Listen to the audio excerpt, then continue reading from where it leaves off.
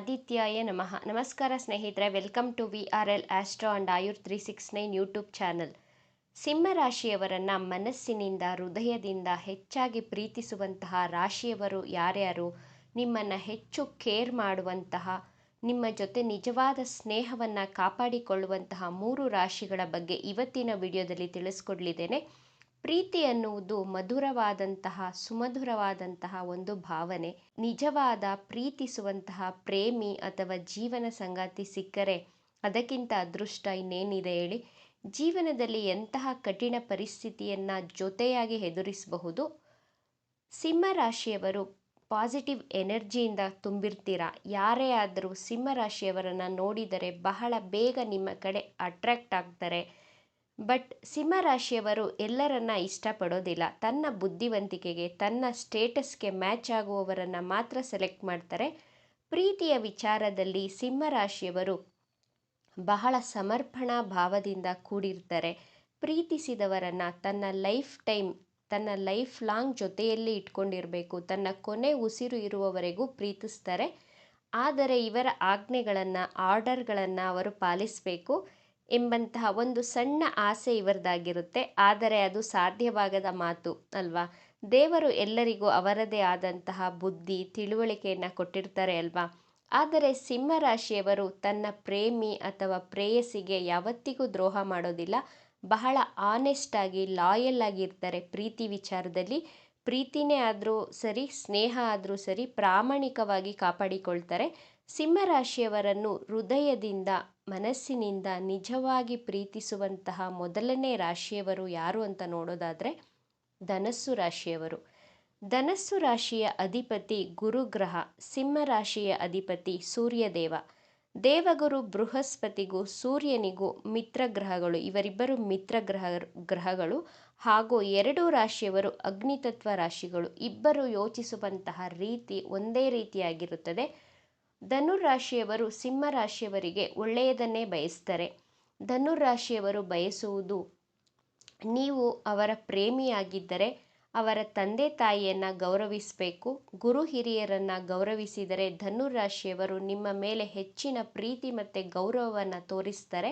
ಧನಸ್ಸು ರಾಶಿಯವರಿಗೆ ನೀವು ಸುಳ್ಳು ಹೇಳಿದರೆ ಅವರು ಸಹಿಸುವುದಿಲ್ಲ. ಸತ್ಯವನ್ನು ಹೇಳುವವರನ್ನು ಹಾಗೂ ಅವರ ಕುಟುಂಬದವರನ್ನು ಗೌರವಿಸಿದರೆ ಧನಸ್ಸು ರಾಶಿಯವರು ನಿಮ್ಮನ್ನು ಎಂತಹದೇ ಕಠಿಣ ಪರಿಸ್ಥಿತಿಯಲ್ಲಿಯೂ, ಕಷ್ಟದ ಪರಿಸ್ಥಿತಿಯಲ್ಲಿಯೂ ಬಿಟ್ಟು ಕೊಡೋದಿಲ್ಲ. ನಿಮ್ಮ ಹೆಗಲಿಗೆ ಹೆಗಲನ್ನು ಕೊಟ್ಟು ನಿಂತು ನಿಮ್ಮನ್ನು ಹೃದಯದಿಂದ, ಮನಸ್ಸಿನಿಂದ ಕೈ ಹಿಡಿದು ಕಾಪಾಡ್ತಾರೆ, ಕೊನೆವರೆಗೂ ಪ್ರೀತಿಸ್ತಾರೆ. ಧನಸ್ಸು ರಾಶಿಯವರು ತುಂಬ ಸ್ವಾಭಿಮಾನಿಗಳು. ಅವರ ಸ್ವಾಭಿಮಾನಕ್ಕೆ ನೀವು ಧಕ್ಕೆ ತರಬಾರ್ದು. ಅವರಿಗೆ ಸ್ವಾತಂತ್ರ್ಯವನ್ನು ನೀವು ಕೊಟ್ಟರೆ ನಿಮಗೂ ಅಷ್ಟೇ ಸ್ವಾತಂತ್ರ್ಯವನ್ನು ಕೊಡ್ತಾರೆ ಅವರು. 2 ರಾಶಿಯವರು ಸ್ವತಂತ್ರ ಪ್ರಿಯರು, ಸ್ವಾಭಿಮಾನಿಗಳು. ಆದ್ದರಿಂದ ಇಬ್ಬರಿಗೂ ಸ್ನೇಹನೇ ಆಗಲಿ, ಪ್ರೀತಿನೇ ಆಗಲಿ ಅಷ್ಟೊಂದು ಸಮಸ್ಯೆಗಳು ಬರುವುದಿಲ್ಲ. ಬಂದರೂ ನಿಭಾಯಿಸಿಕೊಂಡು ಹೋಗ್ತೀರಾ.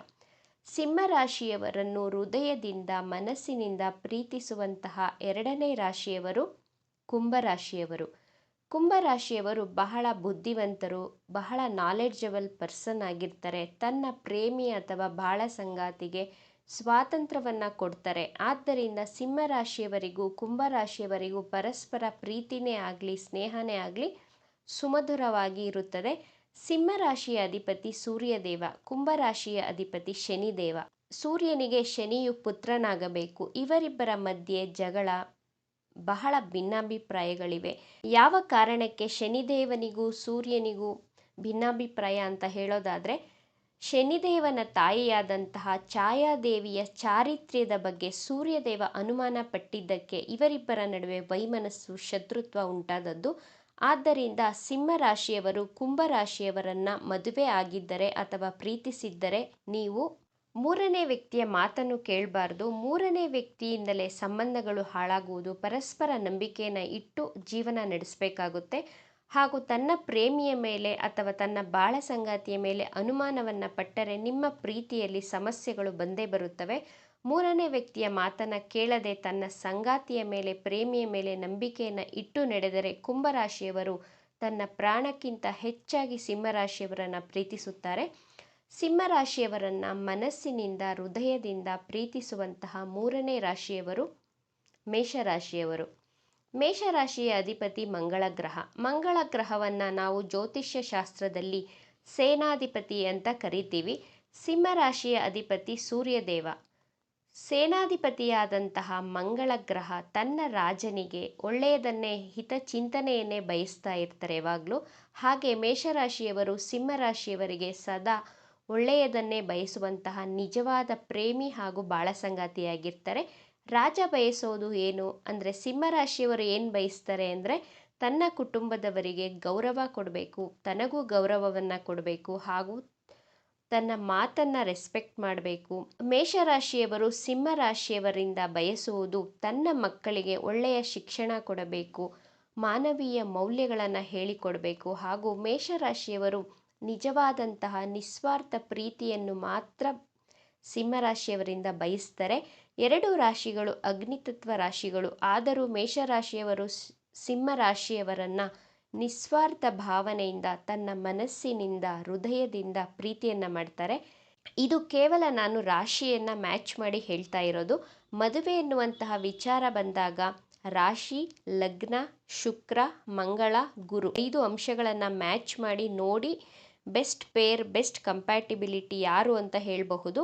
ರಾಶಿ ಅಂದರೆ ಮನಸ್ಸು ಅಂತ ಕರಿತೀವಿ, ಲಗ್ನ ಅಂದರೆ ದೇಹ, ಶುಕ್ರ ಅಂದರೆ ಪ್ರೀತಿ, ಮಂಗಳ ಅಂದರೆ ನಿಮ್ಮಿಬ್ಬರ ಎನರ್ಜಿ ಅಥವಾ ಸೆಕ್ಷುಯಲ್ ಎನರ್ಜಿ, ಗುರು ಅಂದರೆ ಒಬ್ಬರ ಮಾತನ್ನು ಮತ್ತೊಬ್ಬರು ಎಷ್ಟು ಗೌರವಿಸುತ್ತಾರೆ, ಒಬ್ಬರ ಮಾತನ್ನು ಮತ್ತೊಬ್ಬರು ಕೇಳ್ತಾರೋ ಇಲ್ಲವೋ ಅನ್ನುವಂಥ ವಿಚಾರಗಳನ್ನು ಮ್ಯಾಚ್ ಮಾಡಿ ಬೆಸ್ಟ್ ಪೇರ್, ಬೆಸ್ಟ್ ಕಂಪ್ಯಾಟಿಬಿಲಿಟಿಯನ್ನು ಚಾಯ್ಸ್ ಮಾಡಬಹುದು.